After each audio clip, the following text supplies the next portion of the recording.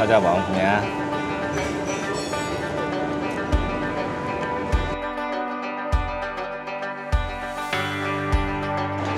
အားလုံးမင်္ဂလာပါဒီနေ့ကတော့စင်ကာပူမှာနာမည်ကြီးတဲ့မနက်စာစားပြီးတော့တနေ့တာကိုစတင်မှာဖြစ်ပါတယ်ဒီနေ့ကမိုးနဲ့အုံနေပြီးတော့ရွာမဲ့နေထားတစ်ခုတော့ရှိပါတယ်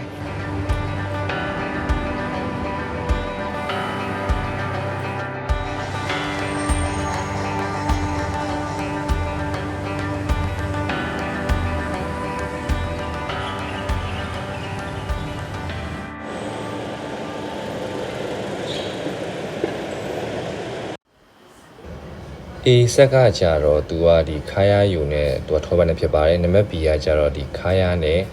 မြေပဲယူနဲ့ဖြစ်ပါတယ်ကျွန်တော်ကတော့ဒီထောပတ်နဲ့စားကျင်တာဖြစ်တဲ့အတွက်ကြောင့်မို့နံပါတ် A ဆက်ကိုယူလိုက်ပါတယ်အမဲရောင်ပလင်းလေးကဓာတ်စွိုင်းဆော့ဖြစ်ပါတယ်သူကနည်းနည်းငယ်နဲ့ရတာတော့ရှိတယ်ဘေးကအဖြူရောင်ပလင်းလေးကတော့ငရုတ်ကောင်းမှုဖြစ်ပါတယ်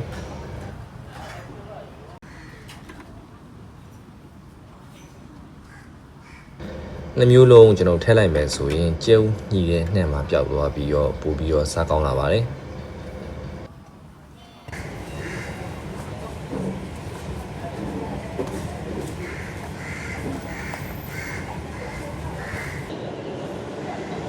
စားကြပါအောင်ခင်ဗျာ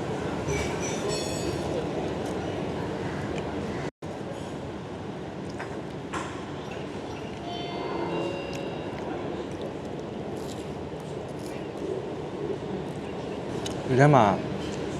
မထောပတ်နဲ့ခါရယူပေါ့အဲ့ဒါဒီကအချိုလေးမှာဒီကျဲဦးကစိတ်နိုင်နေဆိုတော့အရသာတော်တော်လိုက်ဖက်ညီပါကျွန်တော်စားလို့ခေါ်ပါ